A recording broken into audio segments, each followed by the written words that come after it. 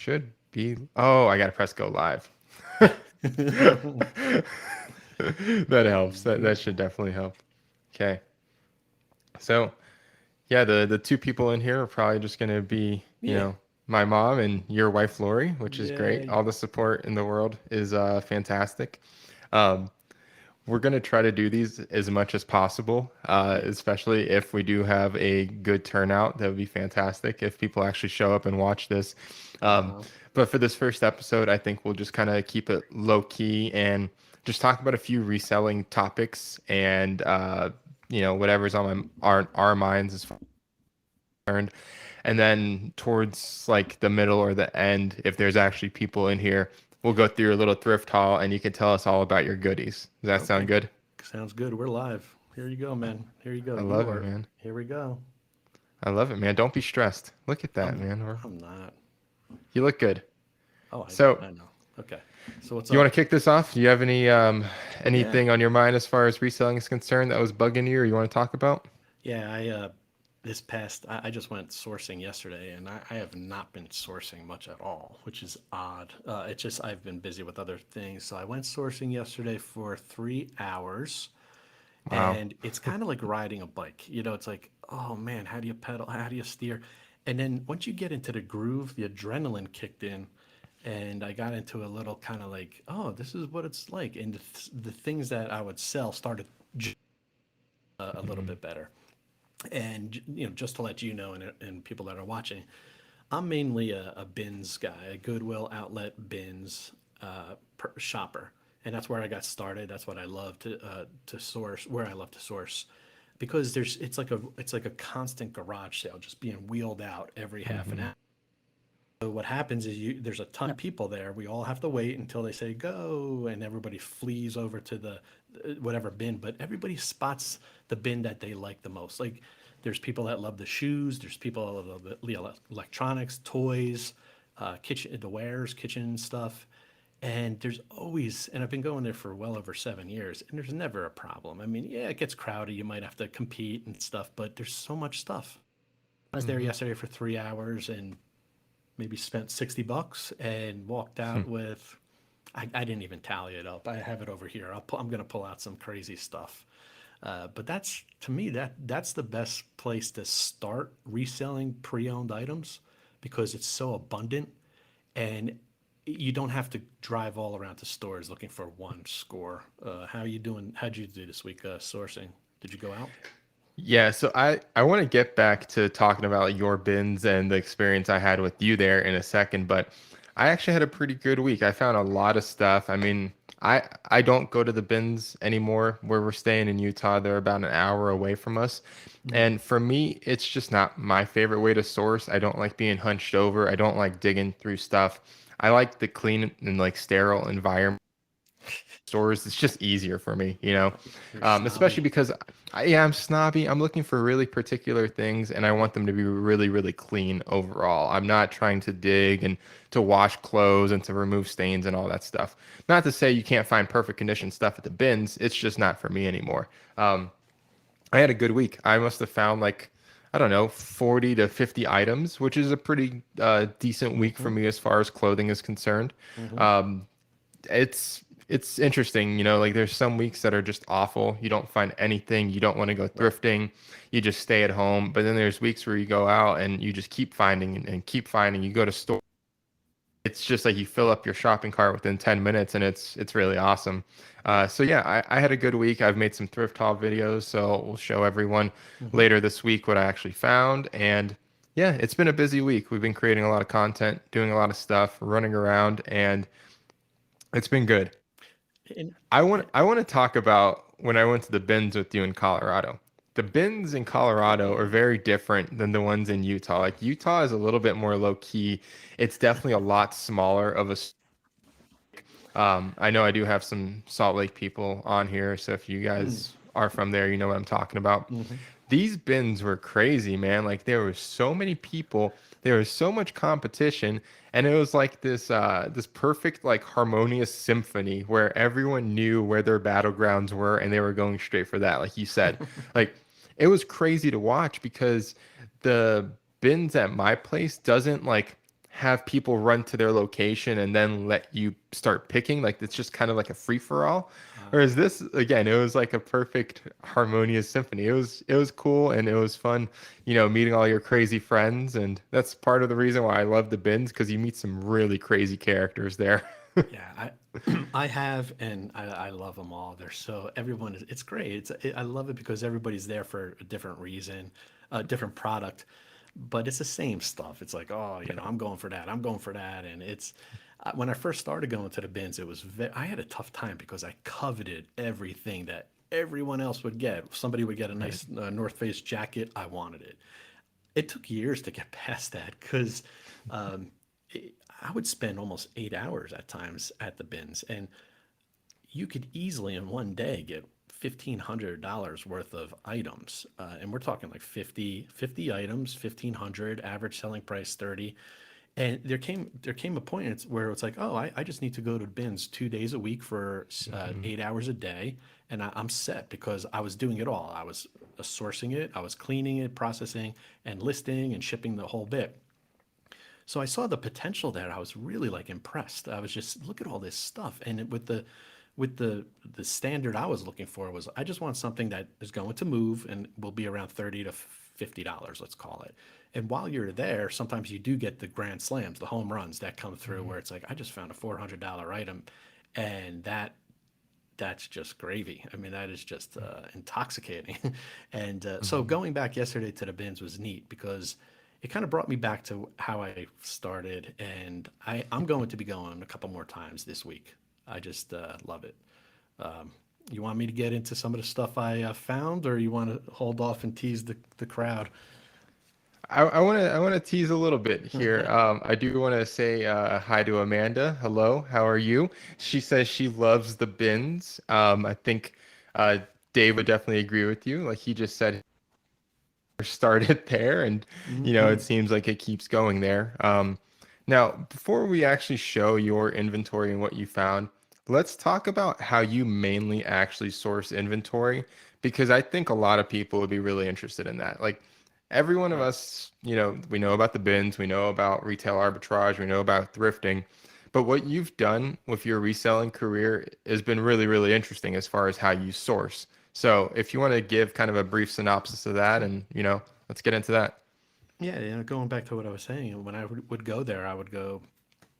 My intention was to build my store so quickly, but then I realized I could only source so much myself. So I was maxing out at a certain amount. My time was running out. I could only list a certain amount. So what happened? I did get help listing, but uh, the front end of the business, as we want to talk about, is the sourcing. Now, the sourcing, if you could arrange and create relationships or establish relationships where you have a passive sourcing flow of merchandise coming in, that is huge. It's very difficult to do because it takes years. You have to Mhm. build trust with other people. You have to demonstrate that you're going to be a predictable source of income or cash for them. You don't want to cherry pick either. So what happened over the years was I met a lot of great people that would sell other types of items at flea markets, and these guys, these friends of mine, I call them, they're pickers, and so when they're picking at a flea market or Goodwill, anywhere, or the bins, some along the lines they're like, hey, oh, Dave would like this, put it aside for him. And so I let them know, it's like, hey man, I sell on eBay, don't. And that's the key. You don't want to be shy, you don't want to be Mhm. secretive, you don't want to be um, you don't want to turn them off and make them feel like you're using me and you're making so much money off of me, because I share my numbers with them almost too much, and I let Mhm. them know, like this thing may sell for $100 on eBay. I'm going to give you 25 bucks for it in the grand scheme of things, but in the end, I'm probably making 25 to $30 as well, and I'm Mhm. bearing the risk of a return. So they understand that, and they understand we're partners. So I actually deal with almost up to 6 people now, three consistently, and then the other three maybe like twice a month I'll meet up with them. So I get a steady source of things coming in, which is pretty That's neat. I know you're blown away by it. I am, dude. Ever since I met you, that was the thing that impressed me the most. It's like, sure, you have employees, sure, you have a warehouse. Like, that's great and all, but that's, I don't want to say it's easy to attain, but it is somewhat easy to attain. But having people that you trust and you like I know you like these guys. I've seen you interact with them. Like, you have fun when you go do it. To have people that are so regular and just bringing you inventory, that's like a dream come true for most resellers. I mean, I'm pretty sure most resellers, unless they're super, super like picky about their business and scared to like relinquish any sort of control, people would love to have those kinds of sourcing opportunities. Like, I'm sure all of us love to go to the thrift store, but at a certain point, it does get old. It does get tiresome. It does get repetitive. It does get all these things. So if you could just have people like knocking on your door or meeting up with you every single week and giving you Yeah. bag loads of inventory, like, that is the ultimate reselling dream in my eyes. It's crazy. Again, these relationships, they take a long time to build up. When I lived Hmm. in Utah, I did have these relationships, and I had them because I was like you. You and I, the way that we interact with these people is very similar. So when I went to the swap meet in Denver with you, I almost felt like I was at home because it was the same thing that I would do, the same way that I would talk to these people, the same kind of jokes I would say. And it was very just reminiscent. It was just kind of funny how similar we were in that regard. But I was able to have, maybe not as steady or as high volume pickers as you do, but I made those relationships at the swap meet here, and every single week there were people waiting for me specifically. They had stuff in their truck hidden. They're like, "Oh, like, you're here now. Like, I have this stuff for the past week. Here you go." And I did that for several months in the summer when, the swap meet was going on. And then when it ended, these people were still hitting me up. I had this one lady that was probably my most consistent source, and I made thousands upon thousands of dollars off of her within 1 year. Like, I mean, like five to $8,000 just off one person. So making these Hmm. relationships is really, really critical to scaling your reselling business, or any business, right? Like, you need to make relationships. You need to outsource parts of your business so you can focus on more important things. Yeah, and the word you use is scale, Yeah. and scaling is big because scaling just means layering on another component of the business, and we're talking about sourcing. There's not one picker or person I buy from that is my gold mine. There's not, but there are those that are more steady, quality is better, and they do a little bit more homework with the research. That helps in the middle part of our business with processing, because Hmm. sometimes I take the bad with the good. And you saw me when I went out to the swap meet out here in Denver. A few people are like, "Hey, I got a couple IKEA bags for you," and I'm just like, "Okay, I'll take them." And I paid for them, walked away, and you were like, "How do you know if you won? How do you know what's in there?" Yeah. And it's just, it really comes down to just having that relationship and trust, because I know that the following week I could go and say, "Hey, that was a little thin. I can't take this anymore. Can you replace Hmm. it with these type of items?"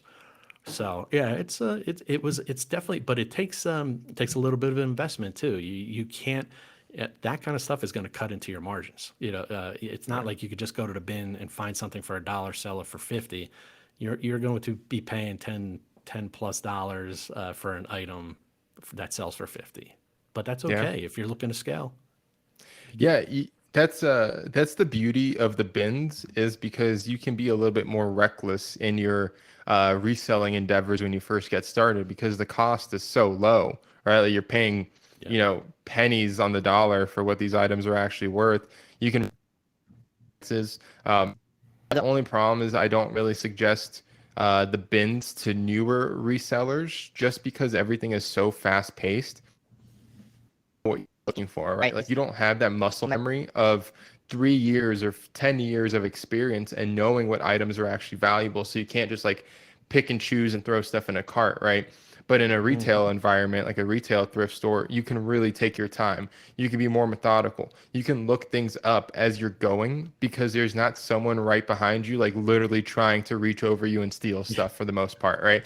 So The bins is great. I love the bins, but for a new seller, I would suggest at least get like maybe a year of experience of like some really good experience where you've sold over 1,000 items. You kind of know what you're looking for. You know how things feel, right? So when it comes to me at the bins and I'm reaching into piles of stuff, I don't wear gloves just because I like to feel fabrics. I know what wool feels like. I know what leather feels like. I know what higher end things feel like.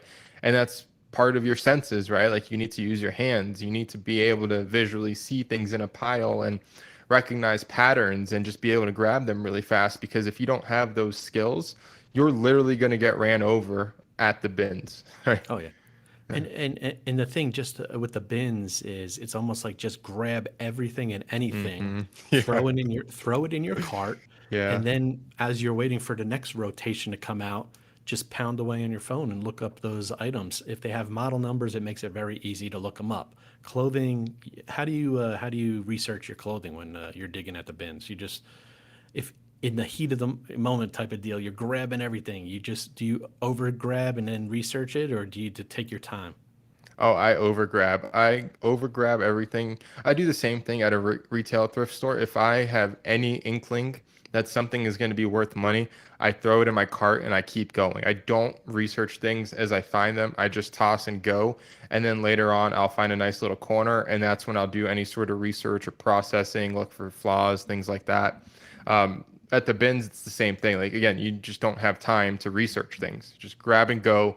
Even if you have the slightest inkling ever that it may be worth something or it looks cool or you just never seen it before, just grab it, go to the side later on when you're done, when you need a break, and then look it up. So, uh, It, w- it's almost like a scratch off lottery ticket. That's how I yeah, look at it. Just grab, yeah, and you sit down on the floor, mm-hmm, on a dirty floor, and you yep. just start looking stuff up. And sometimes it's just you do a double take, and you're like, I can't believe this item has a sales history of this on eBay. So Yeah, that's it's that addicting. that's the beauty of the bins because people think it's all garbage. People think it's like the stuff that for some reason just couldn't sell at the retail stores, which is true. But some things do go straight to the bins without even going to retail stores just because there is so many donated goods. Now, Mhm. I've had two really crazy finds at the bin things that I ever found. I mean, this was probably within the first 3 to 5 times of me ever stepping foot in the bins. I found a CC Filson, a vintage CC Filson jacket. Dude, I sold this thing for $250 the next day. This jacket was beautiful. It was like in perfect condition. And I found it at the bins and I paid like $3 for it. It was crazy.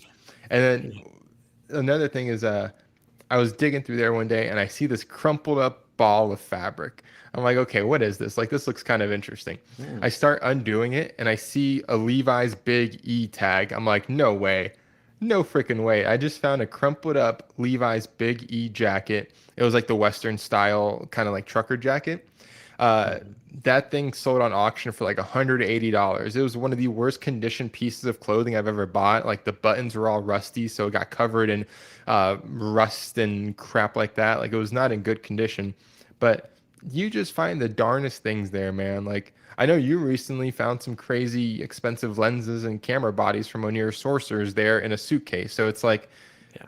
it's a wild place, it really Yeah. is. Those are the grand slams that pop through every once in a while where it brings you back. That it's just that's the treasure hunting component. You and I we speak about we are value hunters. We Mm-hmm. if we find something that sells for $40 and we could get it for $4, we're thrilled. When Yeah. you went out sourcing this week, you just said you found 45 items, and if they're or 40 items, let's just say, and they're averaging $30 an item, which I would think they're around, or 25. Mm-hmm. You just over $1,000 in value. You just picked up probably for I don't know, $100, something like that, or Yeah. so. Yeah, just there's a couple comments in here. Little Reb said, I would think the bins are even better for new sellers because the cost of goods is so low. You can make learning mistakes without losing too much money, which is actually a good point. And another on top of that, like you don't even have to buy it. Like you that's the thing. You gather, you go back and you have your scratch off lottery ticket, so to speak, Mm-hmm. and you don't have to buy these things. You could throw them right back if it doesn't meet your criteria, which is always Totally. fun. No, listen, that's great and all, but the problem is that it's such a volatile environment. It's so busy. There's so much going on.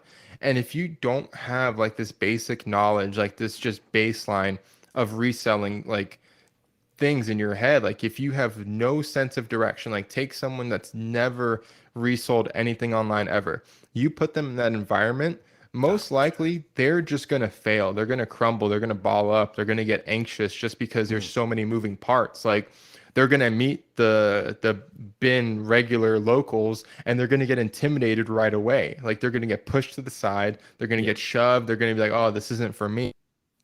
Why I say maybe it's not so great for new people because you do need kind of a tougher outer skin to go to the bins, especially if you're in a large metropolitan area.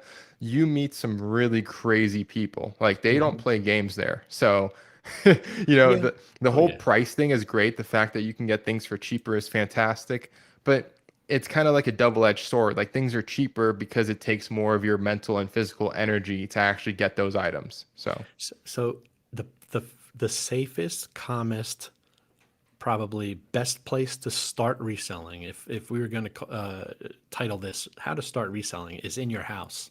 yeah. Just go around, just find stuff you haven't used in years, and Hmm. try to look it up. Just download the eBay app. Just research what this could go for, and start there and learn the basics of a platform such as eBay. Doing it that way, that's the safest. And then the next safest I would say is are probably garage sales, Hmm. but there is an awkward component there because you walk up, you have to do the small talk, and Hmm. I'll give you a tip and for the listeners how to get out of a very awkward situation at a garage sale. And you're looking around and because you don't want to start pounding away and looking stuff up on your phone in front of these people. It's very awkward. Hmm. So you may have to just roll the dice a little bit, buy it, go back to your car, look it up. But if there's an ever if there's ever an awkward situation where you just want to get the heck out of a garage sale, you just and Lori and I, it's funny. We always say like, "Oh, do you have any Scrabble dictionaries?" And 95% of the time they're like, "No." Be like, okay, thanks. It's just because everyone feels obligated walking up to a garage sale like they have to Hmm. buy something. So, Yeah, it's a weird environment, and that again, like unless you're a highly confident person, I still wouldn't suggest that to new sellers. Like it might be fun, but you do need some sort of confidence when it comes to speaking to people. And if you don't have that, if you don't know what you're looking for, again, you might just get super, super nervous and close up. And there's people that can't haggle. They get too nervous to haggle. Like if someone says, I want $20 for this, like the last thing they want to do is say, okay, I'll give you 10.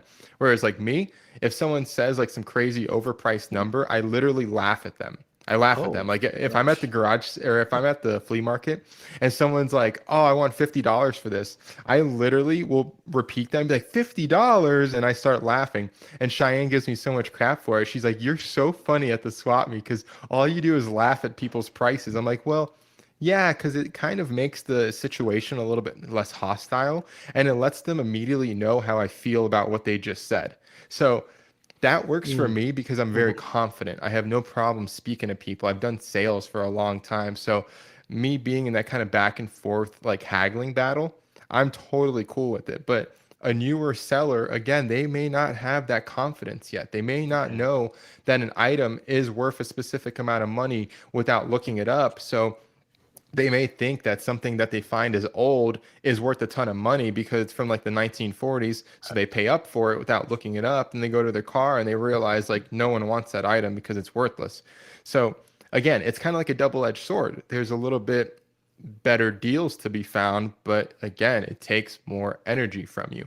Now, one way that I really like to source and I like to suggest new people to source is actually using Facebook Marketplace or other local marketplace apps because you can literally just be sitting on your couch watching a Netflix show and just looking things up, scrolling through Facebook. So start with what you like, start with what you know. So if, like, say you're a DJ, maybe just start looking up popular DJ equipment and see what you can find on there that might be underpriced, might be like broken or not tested. Maybe like it's like a bundle deal to where it's super, super cheap.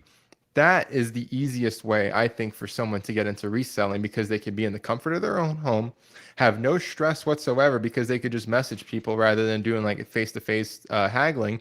But then they can also just look things up as they're sitting there. And it's like they could do a plethora amount of research and be totally confident that what they're buying is actually Yeah. worth their time. So that's That's a true. sourcing technique that a lot of people don't really think about and a lot of people on YouTube don't really talk about. So, yeah. Yeah, I'm the opposite of you. I rarely negotiate, and it's because of my approach.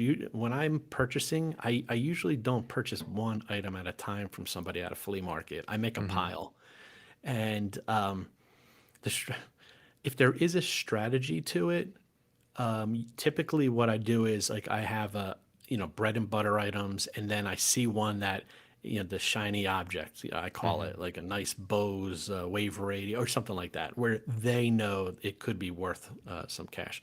So I always will throw that into the pile, and I'm like, oh, how much for everything right here? And normally like I put 5+ items together, and they all meet my criteria, which is 30 to $50. And if they just throw out a number, it's like, oh, give me a 40 or $40. I'm like, done. I don't feel like I want to beat up every purchase I buy, every purchase. But also there is, and this is the wild card. There also is an etiquette or like a cultural thing. Sometimes buying from people, Mm-hmm. people want to be talked down, Mm-hmm. not talked down too, but talked down in price because if you say sounds good, here you go, that bothers them. It bothers certain people that, darn it, I should have asked for more. But Mm-hmm. if you just say like, oh, 50, how about 40? Is that good? And but if they come back, oh, 45, fine. It's just, so keep that in mind as well. And that goes far too, especially at swap meets, like you mentioned. Some people love that, want to Mm-hmm. negotiate. They don't want to even sell their items because it's part of Yeah. the game on their end. Yeah. It's true, man. It's just a game. People aren't just going to swap meets just to put their stuff on the ground and to sell it. They do, for the most part, they want to have a little bit of fun, especially like the older guys at the swap meets. Like they're there to banter and to BS and to have a little bit more fun, right? These people go there week in and week out and they see a lot of us, right, regularly. So Mm. they do want to develop relationships. They do want to laugh. They do want to, maybe haggle, even though they may seem like these tough, stern guys had an issue laughing at someone's price, at haggling, at doing any of these things. Usually people are very receptive, people are open to haggling. They understand that they're at a swap meet, that they're going to get haggled, they're going to get lowballs, all these things are going to happen. If they don't understand that, then they probably shouldn't be going to the swap meet because it's just a waste of everyone's time. Um, but speaking of going to the swap meet, I know you had some stuff to show us. Hold on, I got Oliver peering through the window here. Oh man, I wish I could turn the computer and show everyone. He looks so cute. Um, let's uh let's go through a little haul from the bins and show these people what you found. All right. Yeah, I may try to screen share something. Let me see if I can do this. Screen share. Oh gosh, I can't. Chrome tab. Oh, I hear him. Okay. You hear him. All right. So here, can you see that screen share? Let's see. I believe I could see it. Yeah. All right. Yeah. Well, all right. This is the great thing about going to the bins. Typically, things in the bins are broken because people are donating or just chucking them out.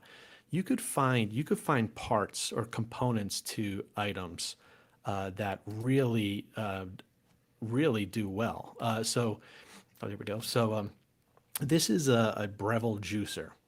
This thing sells for 25 bucks. You could probably get like maybe 30 or so, but I just pulled it up on the screen. Things like this are so overlooked when you go to the bins, and I'm just talking about the bins. You won't find these at a regular Goodwill store. You sell clothing, I sell wares. It's called wares, hard goods. So these type of items are in the bins, just like waiting to be just crushed and thrown out. So you could find that stuff after all the chaos Mhm. subsides, and so you go through and you just pick up little components like that. That's 25, $30. And if you get 10 of those, there you go. It's $300 for the day over the course of the day. For what? Nobody's going to be grabbing that stuff. It's not appealing. It's not a shiny object. So that's how I really did well at the bins over the years. I would find little things like that, that nobody really wants, and you could see about a listing. This is not our listing. There's probably, I think I looked it up, like 15 of these have sold within the last 90 days on eBay. Mhm. So if you just consistently tell your pickers out there, hey, this is good, they'll find it for you. So it comes through regularly. There's a lot of items like that. You and I spoke about kitchen aids, the mixers, Mhm. the components, the accessories, all that stuff. One challenging thing is when you go this route, doing the parts, is you need to know the model number this came from, or Mhm.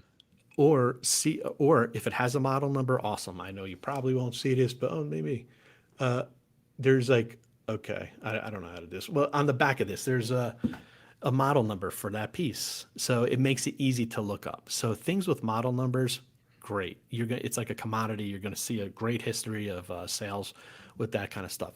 All right, that's a small item. Any questions on that? No. I think, dude, that's I'm just like you. I love looking for those random pieces, especially like how we talked about like KitchenAid or Vitamix parts are definitely awesome. Hobart parts, like Hobart mixer parts, man, like just some of the bowls for those older Hobarts, like they could be worth hundreds of dollars, and people just pass on those things because they don't know about them. So that's a Insane. great little first tip, great way to warm everyone up with that. Okay, well that's the baby find of the day. What I just brought up on screen is okay. This could be a pipe dream, but let's talk Wow, about this. Right, exactly. wow. This little, it doesn't have a date based on uh, the history of stuff like this. This is just a cassette, portable cassette Iowa Mhm. stereo thing, player from probably 1984 or five. And these things, everybody wants at period. Do you even know what a cassette tape is? Dude, yeah, come on, man. I Oh, used to have okay, all right. cassettes. Like, again, I Oh, was I born in forget. the You're 90s. Like, all come right. on. If you were 20, the answer would be like, no, tell me.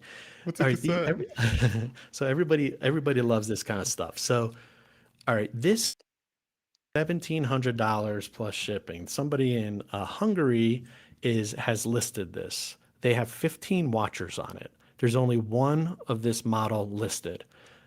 This hasn't sold yet. So my guess is he's not going to get close to that. Yeah. And he doesn't, and not to get into the boring guts of eBay, but he probably doesn't want to put it on auction because he Hmm. knows somebody could probably get it for really cheap.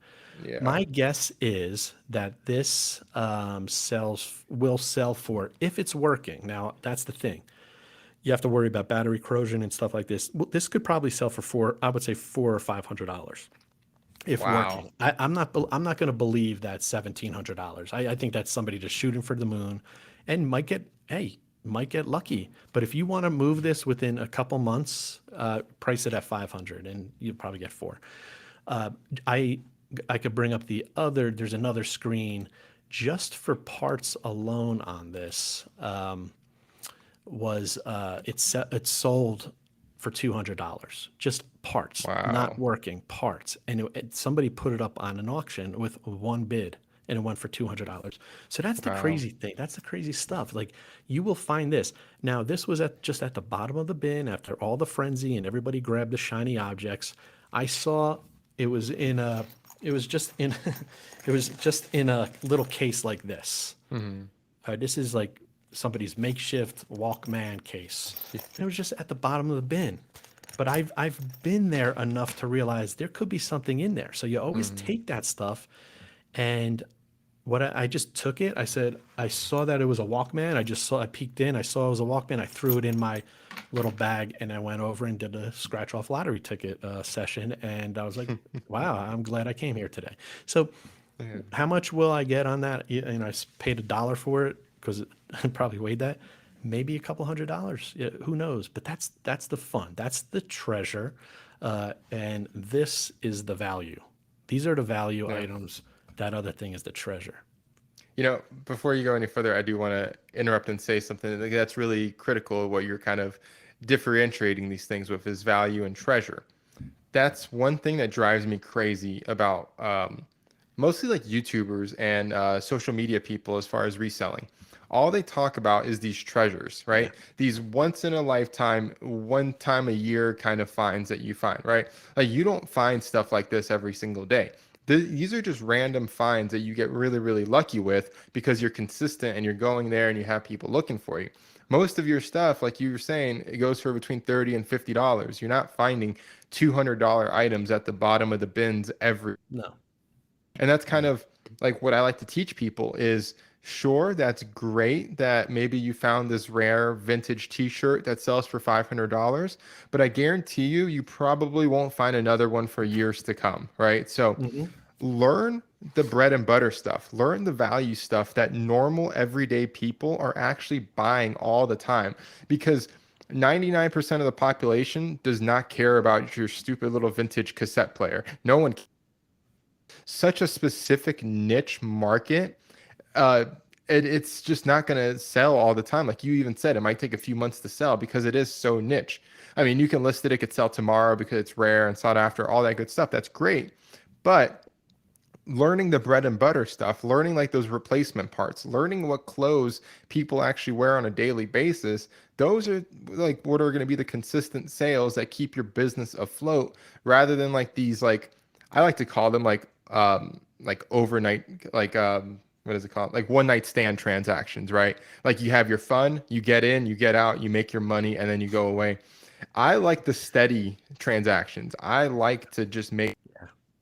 repeatable, predictable money. That's something we've talked about as well before. Is like the predictability of eBay once you build up an inventory stream and Yep. a certain amount of number, Hmm. quantity listings. That stuff comes from bread and butter inventory. It doesn't come from rare or unique or these crazy sales. It's all just basic, boring stuff. And I think Yep. sometimes social media makes us think that we have to be selling cool items to actually make a living, which is so No. far from the truth. You and I yesterday, I asked you, I said, how long have you been selling and how dollar wise, how much have you sold on platforms? And you gave me a number and I put that to our number. And based on, okay, so check this out. You and I have calculated that we have sold over it was almost $2.1 million. This is no joke. This is, check it out. So we have sold $2.1 million of used trash. You could call it that. Yeah. Yeah. That was donated, and Yeah. we found the value. And thankfully, we had a platform like eBay. This is not a commercial for eBay, but we've had a platform that we could look up the comps, we could look up the sales history for these items and say, you know what, there's a market out there. So we have listed them. Now, just for the audience, we've been doing this combined. You with your business and mine with Lori and me. I've been doing it for almost 8 years. You've been doing it for Almost four now. Oh, four. Okay. technically over four. I sold stuff when I was younger on eBay. So like I've been Yeah. in like this whole industry before, but Yeah. yeah. So the 2.1 million in gross sales, people are probably saying, why aren't you driving a Lamborghini like all the Amazon pallet retail arbitrage guys on Yeah. YouTube do? It's because it's not like that. This is just a long haul. This is a marathon type of deal. We're in it for the long haul and we're value hunters. We have sold, based on the calculation with an average selling price of $35, we have sold 58,000 items online, you and I, It's with our crazy. combined business. Yeah, It's wild. 58,000. I know. So we ramped up our business where we're close to selling anywhere from 8 to 10,000 items a year, all Mhm. pre-owned used items, all found pretty much at those type of places we were just talking about. Hey, I don't need to virtue signal to anybody and Mhm. say, "Look at me, No, I'm a good person," because these we're going to go into the trash. We're creative. We're out there no, hunting, and it's true, man. I don't do clothes. You do clothes. You don't really do electronics. You don't want to test them and stuff. And so I Yesterday, I'm looking at my haul. I don't think I found any. I didn't grab any clothes, and that's just the opposite. When you go outsourcing, you really don't grab any electronics or You wares. know, I used to be really, really big into that. Um, I used to really enjoy buying large things, reel-to-reel players, VCRs. I mean, everything. Like within our first year on selling on eBay, we did over 100 grand in sales. Now, all of that came from a lot of large items. I was very fortunate that in Utah there is a huge like audiophile community, and there's a lot of older folks that do have these vintage electronics that are higher end, typically. So I was able to make really good money flipping that kind of stuff. But within the first year, I quickly realized that every day I was waking up, and I hated waking up and seeing what's sold on eBay because I knew I had to pack it. If you guys have never packed a reel-to-reel player that's worth $500 to $600, it sucks. Those things are heavy. They weigh, 35 to 60 pounds, depending on the quality of it. They are not easy to pack whatsoever. They're delicate, they're rare. If they get damaged in shipping, that's on you. FedEx may help you, but it's going to take weeks for FedEx to help you if something gets damaged, Yeah, if it is even their fault, right? They're just probably going to blame it on your packing. It sucks to ship that stuff. Like, yeah, it might be cool to turn $20 into $500, but you're going to spend an hour packing it. You're going to be stressed for a week while that thing is shipping, all for just a few $100s. Like, I get it. Like, it's a good flip. Like, yeah, I'm not underestimating how good of a margin that is. It's awesome. But for me, the weight, like the weight of waking up every day and being like, oh man, like I gotta ship 10 heavy or bulky random objects and have like all these shipping supplies, right? I was buying 3 to 4 rolls of bubble wrap, every week and a half, all these boxes. I needed to get custom boxes made every other week. So going from that to just selling clothing to where you just use like free post office supplies or just poly bags, that's hmm the most amazing feeling in the world because you just yeah, throw everything in a bag. You don't need to worry about anything. And I can ship 20 in, 15 to 20 minutes, whereas compared to before, I would be taking an hour to ship one item depending on how delicate it was. So hmm I've uh, switched to clothes full time now, and like I told you, I don't like testing things. I'm probably the laziest reseller you'll ever meet in your life. I don't like to put any real skin in the game. I don't buy clothes that have stains. I don't buy things that I need to repair or fix or any of that stuff anymore. It's just not what I want my business to be. I want to buy the best condition possible, list it online, and get it out the door. I do not want to be any sort of like repairman or anything like that, you know? Shari Smith, I'm just glancing at the comments. Shari Smith says, I've packed a reel to reel before. Haha. I think we all have, at least Yeah, once in our lives. that's I like one think, of the yeah. oh, yuck. I packed two and I said, I'm done. I am not doing this anymore. They weigh a ton and they always, Yeah. they're so fickle anyway. That goes back Yeah. to, and thank you, Sherry. She likes my background. That goes back to, I would rather sell 10 $50 items than one $500 item because of the concentrated Mm-hmm. risk on it not working, the concentrated risk on Mm-hmm. being having it being damaged, and the concentrated risk on, you'll appreciate this, that the buyer is a little kooky and is just going to Mm-hmm. play games. There's so Oh many yeah. variables that you have to weigh, and to just say I'd rather sell a one high level item because I don't want to pack and all this stuff. You may want Mm-hmm. to rethink that, especially if what you sell. Reel to reels are Yeah. done. I am not. I'm never picking one up again. Never, man. It's got to be worth a ton of money, and it's got to be like a dollar or something. And even then, I'll probably outsource the packing at this point. Um, Even if that somebody that's paid me another. $20, I wouldn't do it. Yeah, right. It's not worth it, man. No. But that's like the beauty of my business model, like especially with clothing. My average selling price is somewhere between 20 and $40 on the high end Yeah. typically. Like that's my average. Obviously things go higher, some go lower, but 20 to 40 bucks is really like my bread and butter range. Now, I don't take returns.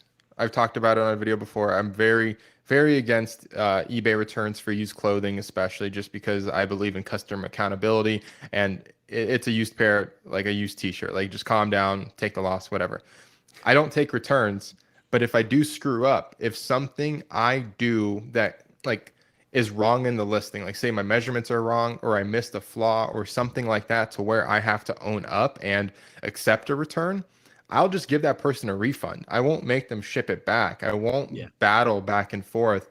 But if I did sell $1,000 reel to reel player, I'd be like, okay, like can you ship it back? Then I'll like process it and give you the money Yeah. back. But I can just cut my losses really quickly. You know, Oh yeah. yeah. So okay, what do you think? You look Don't great. say. Who do I look like? An old lady. Oh, see, most people would see it like Elton John. All right, Okay, so okay, I can see Elton okay, John. I Yeah, found yeah, these. yeah. Okay, I found. Jeez. I found these yesterday. Same thing in the bins, bottom of the bins, flopping around, just junk, right? Hmm. Scratched, whatever. I'm like, let me look. And what I do is I typically bring them up and I just look on the side to see if the brand is out there. Hmm. Um, Versace. Okay, these Look are at that. Versace glasses. So I always get a little skeptical. I'm like, oh, they have to be fake or this and that. Hmm. And there are a lot of fake sunglasses out there. So be aware. Like, Oh don't yeah. just don't buy them at face value. So my thing with sunglasses is when I go out to a flea market, I almost feel like a gold prospector. What I do is when all the sunglasses are in a bin, I reach in and I just start bouncing them in my hand, right? Hmm. And all the cheap, Yeah. I think you saw me do this. All the Yeah. cheap ones kind of plop out. They're all Yeah. cheap plastic and they're bouncing. And what I'm left with are usually heavier ones, right? Which Ray-Ban, whatever, good quality ones made in France or Italy. Hmm. And so I did the same with this one. It was just one. So and I'm like, okay, it sounds cheap. It sounds, you could hear it. It's like, just, it's not heavy. Yeah. And so I question if they're even real. But after analyzing them, I'm just like, the markings were all there. I could barely pick out a model number. But the thing is, I know 18 to 20 years old. I mean, look at that. Who's Yeah. wearing these days? So so once again, this is the the joy of the bins versus somewhere else where you can find junk, but on a platform like eBay, there are buyers out there looking for these, call it vintage items, Hmm. where they just want to wear it as a prop. They just want to, they just want they want to pop out these scratched lenses and put their new ones in there. They want to put a there. Hmm. I didn't even look up a comp, but at a minimum, these would sell for $40 just Yeah. in the condition that they are. So don't say no to that kind of stuff. You just educate yourself what works for you, and Hmm. Yeah. yeah, It's true. With that kind of stuff, you have to be so, so careful though. Like, the amount of fakes of everything, like the things that you wouldn't even believe that they would fake, they fake nowadays, which is yeah, crazy. Like they've gotten so good at replicating items from popular brands. Like Ray-Ban comes to mind. oh man, Most sunglasses you're gonna find from Ray-Ban are gonna be fake. Like there's so many fakes. so It many. is Yep. it is so overwhelming. And then you go into like the sneaker market. You can't trust anything in the sneaker market because the Right. fakes are such high quality nowadays that even like professionals can't tell sometimes. So like even when I sell clothing, again, I don't go after crazy high-end things. I don't want that Yeah. stress. I don't want people messaging me being like, "Hey, can you prove that it's real?" Like, No. no, man, I got it at a thrift store. Like it looks real, just buy it, you know? Like I had a couple months ago when I was in Colorado, right before we left. You remember when I told you I came back and I found like those random Fear of God hoodies at the thrift store Yes. for like $20? Yeah. Oh So yeah. I sold all three of them for over $100 each within like just days of listing. Like they sold so fast because they were rare. I Okay. had one. They I'm were keeping my fingers crossed. Go. so, listen, I sold them, and one guy got them, and he's like, "Hey, man, the bag that they came with isn't included." He's like, "So my hoodie's fake." I'm like, All "Because right. the Yeah. bag wasn't included, it's fake. You're crazy, Hmm. man." Like, Hmm. this guy kept going back and forth. He's like, "I'm gonna file a claim." I'm like, you can do whatever you want to do, but you're lying right now just because this thing doesn't fit you. That's how I knew he was lying, is because that's what he said. He's like, hey, this doesn't fit me well. I need another size. And oh, yeah, I don't think it's real because you didn't send the original bag with it. I'm like, what is wrong with You, you, man? Like, calm down. well, you found three or how many? Three? It's three, Or yeah. yeah, and they all Yeah. had they were new with tags. Yeah, they were real. They were 100% real. He was just fishing for a refund because it didn't Okay. fit, you know? Yeah. So,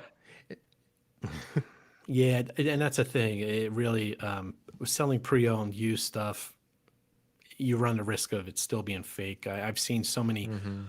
Oakley sunglasses out at the flea market where the L in Oakley is left out. It says Oaky. There's so many fake Yeah. Oakleys out there, but they say Okie. So and I bounce them Yeah. in my hand. I do the whole does it pass, and it's Yeah. not worth it. To me, it's not worth it at times to do No. that kind of stuff. Yeah. It's not worth the chance, and like it's even funny now with clothing, like companies are starting to make so much vintage stuff. And I'm not saying they're Mm, trying to purposely fake things, but they've gotten so good at making things look vintage that newer resellers or even some experienced resellers uh, don't or can't tell that that item's actually old, right? So it's a funny thing because Champion started releasing stuff that had like their older style tags on them, like the kind of yep. paper tags that say made in Honduras. And if you go on eBay right now, people are calling this stuff vintage when it's literally at Ross right now because it looks the same. It doesn't look any different Oh, than what it was, okay. but they don't know. They don't understand. They just think they found like this perfect condition Champion T-shirt that has like a really bright logo on it. Still, it's like no, it's a mass-produced new item. You know? I have a 1987 Champion sweatshirt. I still have. It was like from Mhm. my senior year in high school. I want to get your take on it. I just kept it because I don't know why. It's Mhm. such a freaky thing, but it's amazing how like certain brands come back, and Yeah. I'll run it by you. It's disgusting. It's ripped, paint stains and all. But and that's the thing. There's so many items out there with reselling where just you have to educate yourself. You have to Mhm. your niche, and I always hear this. A lot of people say like, "What kind of niche? What should I Mhm. focus in category wise?" I just generally say just look up everything and find out what Mhm. works for you, what you enjoy. You don't like Yeah. electronics, but you like clothing, and vice versa. Yeah. So just give it a shot. That's the joy of it. I love it. Yeah, that's on that note, like that's why on my channel I teach people to be resellers, but I tell them to not copy me. Now, that's not me being scared that people are going to go out and just start buying all the clothes in the store. It's like, no, I don't want you to try to sell clothes if you don't know anything about clothing, you have no interest in it Yep. because you're going to fail. You're not going to do well. You're going to lose money. You're going to message me being like, "Hey, like clothing doesn't sell on eBay. You like lied to me." I'm like, "Well, cuz you don't really know what you're looking for. You're not like there's a feeling to clothes. There's it's more than just like brands and quality and condition. Like there's a lot more that goes into reselling clothing than that. Mhm. I tell everyone, man, it's like start with what you're passionate about. Start with like what you actually want to physically handle every single day. So like some people love headphones, right? Maybe they're a huge audiophile and all they want to do is sell headphones. That's all you have to do. Do not sell a single other thing besides Mm. headphones, microphones. Start there. There's plenty to sell in just those two categories. Like you can just hang out there for a little bit, and then once you get used to reselling, then you can start expanding and start learning about other items that are maybe in the same category, Yep. or you can really just, excel and go outside your category. But Yeah. starting with what you know, like, and trust and what you can like teach people about. That's really what it comes down to. Like if I can teach you about something, that's probably the best place for you to start reselling because it's going to be a lot easier for you. Oh So, yeah. And so Shari Smith, who's in our chat on the live chat, um, I know she sells consignment. So she's not necessarily out there actively sourcing. She has her items coming to her. mhm, So she's in a unique situation where people are bringing her items or calling her ahead of time and saying, "I have this type of equipment," and she sells all different size equipment, Mm-hmm. furniture, everything. So she has learned that way what is out there. So she's building her knowledge base, her database in her head Mm-hmm. of what to spot.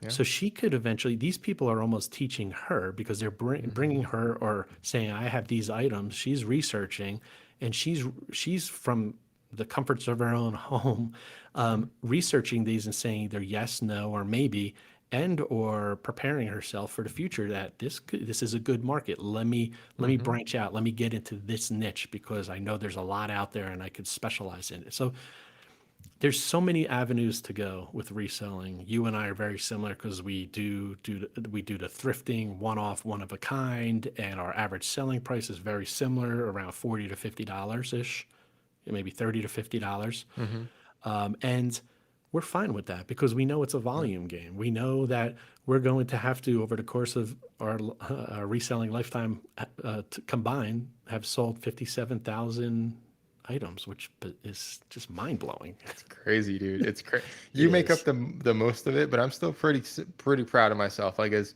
Oh yeah. a one man show, right? Like Cheyenne doesn't help me thrift. She doesn't help me with the reselling side of things. I've done this all in several years. I've sold like I think 9,000 items now, which I'm pretty proud of myself. That's all Hmm. me going to thrift stores, finding these things. Over Hmm. $300,000 sold on just eBay alone, and like I'm pretty proud of that. There's some people that think that's garbage and they sell 300 grand in 1 year. That's awesome. That like Yeah. applause to Yeah. those people. If I could do that in 1 year, that would be fantastic. But I'm pretty proud of what I've accomplished with eBay, and kind of how you said it's just this marketplace to where you can find random crap and sell it to random people across the world, which is Uh, beautiful. It's a beautiful thing, man. It breaks my heart when people complain about fees, they complain about eBay, they complain about all these things. It's like, okay, go work your job, go work your 9 to 5 and just shut up. Like I don't care. I don't want to listen to that stuff anymore. yeah.